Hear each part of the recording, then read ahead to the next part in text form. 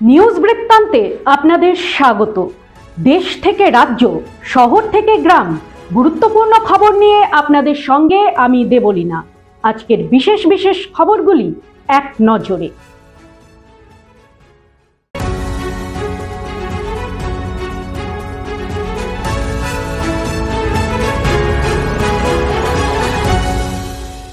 সারাদিনের নিউজ বৃত্তান্ত নিবেদন করছেন প্রিন্ট জুয়েলার্স, সোনা যা সর্বক্ষণে।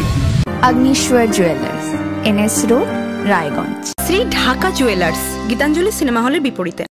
তৃতীয়বার প্রধানমন্ত্রী পদে শপথ নিলেন নরেন্দ্র মোদী। এনডিএ সংসদীয় জোটের প্রধান হিসেবে সন্ধে 7:25-এ প্রধানমন্ত্রী হিসেবে তাকে শপথ বাক্য পাঠ করালেন রাষ্ট্রপতি দ্রৌপদী মুর্মু। দেশ বিদেশের অতিথিদের সামনে ঐতিহাসিক মুহূর্তের সাক্ষী থাকল রাষ্ট্রপতি ভবন। পরপর 3বার প্রধানমন্ত্রী পদে শপথ নিলেন নরেন্দ্র মোদী। এদিন রাষ্ট্রপতি ভবনে শপথ গ্রহণ অনুষ্ঠানে উপস্থিত হন মোদী, অমিত শাহ, রাজনাথ সিংরা। শপথ পাঠের আগেই তৃতীয়বারের মন্ত্রিসভার সম্ভাব্য মন্ত্রী পরিষদ এবং সংসদ সদস্যদের সঙ্গে চা চক্রে দেখা করেন মোদী।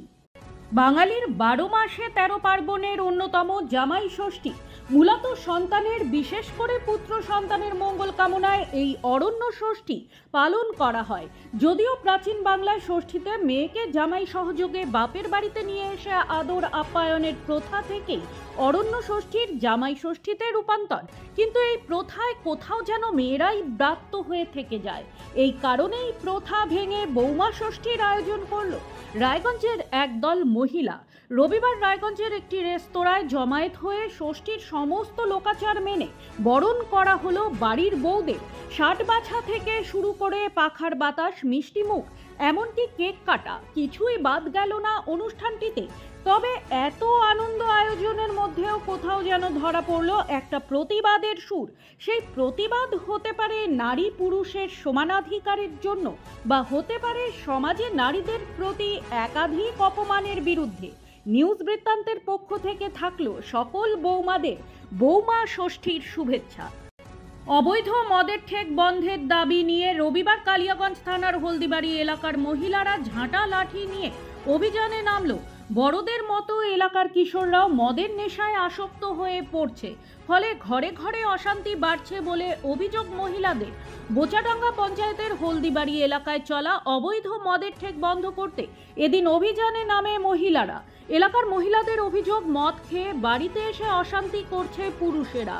এলাকার পরিবেশ সুস্থ করতে মদের ঠেক বন্ধ করার অভিযানে নামে তারা। এদিনের অভিযানে যেসব দোকানে অবৈধ মদ পাওয়া যায় সেসব মদ উদ্ধার করে রাস্তায় ফেলে নষ্ট করার পাশাপাশি আগামীতে মদ বিক্রি না করার জন্য অনুরোধ করেন তারা। তাও যদি বিক্রি বন্ধ না করে আগামীতে এলাকার পরিবেশ ও নিজেদের শান্তি রক্ষার্থে বৃহত্তর আন্দোলনের পথে যেতে বাধ্য হবেন বলে জানিয়েছেন তারা। শনিবার রাতে গোপন সূত্রে খবরের ভিত্তিতে মাদকের কারবার রুখতে বিশেষ অভিযান চালিয়ে ব্রাউন সুগার সহ এক যুবককে পাকড়াও করল ইটাহার থানার পুলিশ। রবিবার অভিযুক্তকে রায়গঞ্জ জেলা আদালতে পেশ করা হয়। জানা যায়, ধৃত যুবকের নাম আকাশ আলী। তার বাড়ি ইটাহার থানার মারনাই অঞ্চলে আমপাড়া এলাকায়। 45 গ্রাম ব্রাউন সুগার উদ্ধার করেছে পুলিশ, যার বাজার মূল্য আনুমানিক 70,000 টাকা। আদালতে পেশ করার পর অভিযুক্তকে 7 দিনের পুলিশি হেফাজতের নির্দেশ দেন রায়গঞ্জ জেলা আদালত। নিষিদ্ধ মাদক কারবার রুখতে এই চক্রের মূল পাণ্ডাকে ধরতে লাগাতার তদন্ত চালাচ্ছে ইটাহারের পুলিশ।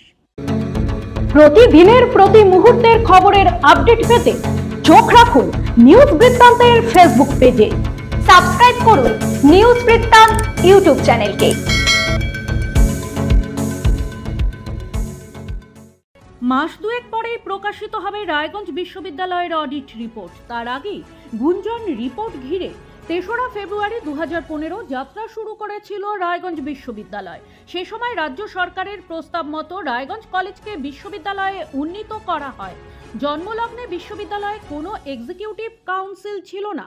সেই সময় ইউনিভার্সিটি কাউন্সিল যাবতীয় গঠনমূলক কাজকর্মের দায়িত্বপ্রাপ্ত ছিল। বিশ্ববিদ্যালয় সূত্রে জানা যাচ্ছে, কলকাতা থেকে সিএজির 4 সদস্য রায়গঞ্জ বিশ্ববিদ্যালয়ে এসেছেন। আর এই বিশ্ববিদ্যালয়ে পা রেখেই প্রাপ্ত সরকারি বরাদ্দ থেকে শুরু করে আয় ব্যয়, নিয়োগ প্রক্রিয়া, প্রশাসনিক ও পঠন পাঠন বিষয় খতিয়ে দেখছেন, যা নিয়ে জোর চর্চা শুরু হয়েছে। বিশ্বস্ত সূত্র থেকে জানা গিয়েছে, তদানীন্তন বিশ্ববিদ্যালয় কাউন্সিল পত্রিকায় বিজ্ঞাপন দিয়ে আবেদনের ভিত্তিতে বিভিন্ন সংস্থাকে কাজের বরাত দেয়। তবে সেখানে সরকারের নির্দিষ্ট জিও মেনে টেন্ডার করা হয়নি। ই টেন্ডার না হলেও সরকারের যে ম্যানুয়াল পদ্ধতিতে টেন্ডার হওয়ার কথা সেটাও হয়নি। আরও জানা গিয়েছে, এই পদ্ধতিতে প্রায় 4 কোটি টাকার বরাত দেওয়া হয়েছিল একাধিক সংস্থাকে, যা নিয়ে উঠতে শুরু করেছে প্রশ্ন। বিশ্ববিদ্যালয়ের বর্তমান উপাচার্য দীপক কুমার রায় বিষয়টির সত্যতা স্বীকার করে নিলেও তিনি জানান, আগামীতে সেই রিপোর্ট সরকারের কাছে জমা পড়বে এবং ঊর্ধ্বতন কর্তৃপক্ষ যা ব্যবস্থা নেবে সেই মোতাবেক এগোবে বিশ্ববিদ্যালয়। বয়স মাত্র 8 বছর, কিন্তু তাতে কি? নাচের দক্ষতায় ও হার মানাবে অনেককে। রায়গঞ্জের পশ্চিম বীরনগরের বাসিন্দা সঞ্জয় সাহার মেয়ে সমন্বিতা সাহা আন্তর্জাতিক স্তরে নৃত্য প্রতিযোগিতায় সেরার সেরা শিরোপা অর্জন করল। সম্প্রতি দার্জিলিংয়ের মাটিগাড়ায় নৃত্যমহল ডান্স একাডেমির পক্ষ থেকে শৈলরানী মহোৎসব নামে 3 দিনব্যাপী একটি আন্তর্জাতিক স্তরে সাংস্কৃতিক প্রতিযোগিতার আয়োজন করা হয়েছিল। সেই প্রতিযোগিতায় সমন্বিতা রবীন্দ্র নৃত্য, নজরুল নৃত্য এবং লোকনৃত্যে প্রথম স্থান অধিকার করে।